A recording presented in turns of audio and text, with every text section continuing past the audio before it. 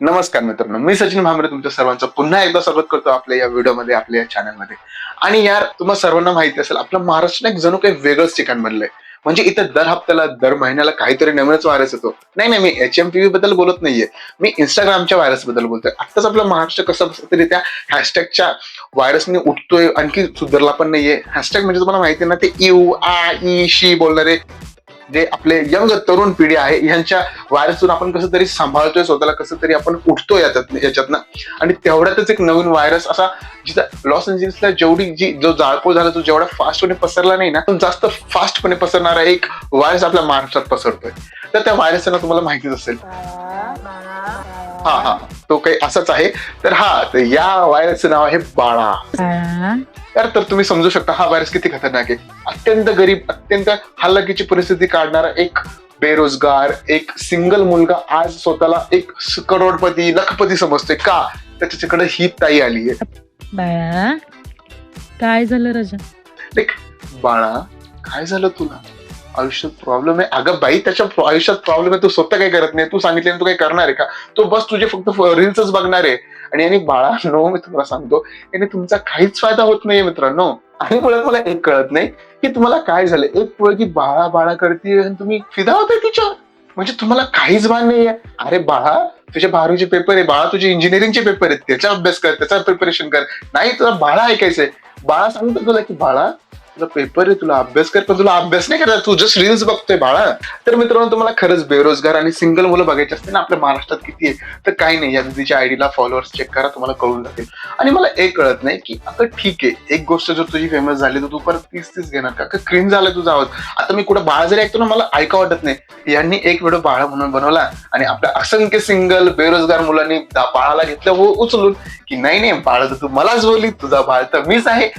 आणि तेव्हापासून जेव्हा ह्या ताईने बाळाला उचलून धरलंय, ताई सोडतच नाहीये बाळाला. ताईला कळलंय की हा, आता जर आपल्याला काही करायचंय तर बाळाला सोडायचं नाही. आणि मला फक्त तुला हा क्वेश्चन विचारायचा, तू मोटिवेट कोणाला करते? हे 24-25 वर्षाचे घोडमे झाले, यांना फक्त यांचं ना लग्न होतं ना, यांना 2 रुपये कशी कमवायची अक्कल आहे. हे फक्त इंस्टाग्रामवर रील्स बघताय, तुला बघताय, यांना तू बोलते की बाळा थकलायस का, काम कर, तुला कामाचं टेन्शन आलंय का? अरे तुझा बाळ झोपून राहतोय दिवसभर, त्याला कामाचं नाही, त्याला खायचं टेन्शन आलंय की आत्ताच तर जेवलो, परत मम्मीला कशी मॅगी मागू, याचं टेन्शन आलंय त्याला. नको रे टेन्शन घेऊ, होत असतं. अरे ह्याला नाही येत कसल्या गोष्टी टेन्शन, 4 वर्षापासून बॅक निघत नाहीये कॉलेजमधले, आणि ह्याला कसलं टेन्शन येणार आहे? तर मित्रांनो, ह्या बाळादीचे खूप सारे फॅन्स आहेत जे त्यांच्या कमेंट्स मध्ये खूप चांगले कमेंट्स करतात. तर आपण आज त्यातलंच काही कमेंट्स पिक केलंय आणि आपण त्यांच्यावर रिॲक्ट करणार आहोत. तर पहिली कमेंट अशी आहे की बाळा आणि राजा बोलून खूप जणांच्या मनावर राज्य करत आहेस तू. ओके, सो भावा, मला फक्त एक बोलायचंय. आपला एक सब्जेक्ट गेल्या 2 वर्षापासून बॅक आहे आणि तो काढायचा आपण काहीच विचार करत नाहीये. आपलं मन फक्त दुसऱ्याच्या कोणाच्या मनावर राज्य करतोय, कोण कुठे राज्य करतोय यावर चाललंय. तर भावा, आपल्या सब्जेक्टवर लक्ष दे, तो सब्जेक्ट काढ, म्हणजे आपण काहीतरी कमवू, आपल्याला पण कोणतरी बाळा बोलेल. कळलं तुला? आणि दुसरी कमेंट अशी आहे, तू परत डिप्रेशन मध्ये टाकत आहेस. एवढं खरं नसतं बोलायचं.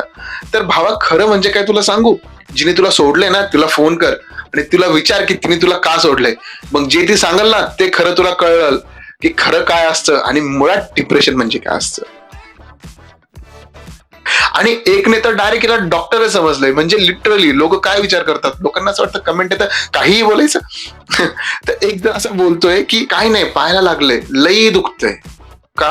ती नीट करणार तुझं, ती डॉक्टर आहे, ती प्रिस्क्रिप्शन लिहून देणार आहे तुला की नाही बाळा, आज ही गोळी खा म्हणजे तुला बरं वाटेल. आणि नेक्स्ट कमेंट अशी आहे की ताईने बाळा बाळा म्हणून महाराष्ट्रातील मुलांच्या मनात घर केलंय.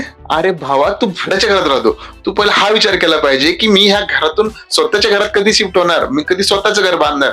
हा विचार नको करू की कोण कोणाच्या मनात घर केलंय. पहिले स्वतःचं घर बघ, मग दुसऱ्याच्या मनातलं घर बघ रे. आणि एक कमेंट अशी की खरंच खूप आनंदमय होतो तुझा आवाज ऐकल्याने. लिटरली.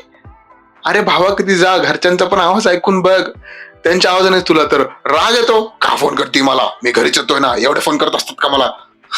असं बोलणार तू, तुला हिचा आवाज एकदम आनंदमय वाटतोय. वाह, घरच्यांना पण लक्ष द्या रे कधीतरी. तर बस एवढ्याच कमेंट आपण वाचू शकतो आज. तर बस आज एवढंच होतं. आणि कोणालाही कुठलाही हेट नाहीये, कुठल्याही बाळाला, कुठल्याही दादाला कुठलंच हेट नाहीये आपला. आणि सर्व सर्वांची कामच करताय. आणि खरं सांगू, मी पण बाळा ऐकतो बरं का. लाईक सिंगल आहे राव, ऐकावं लागतंच.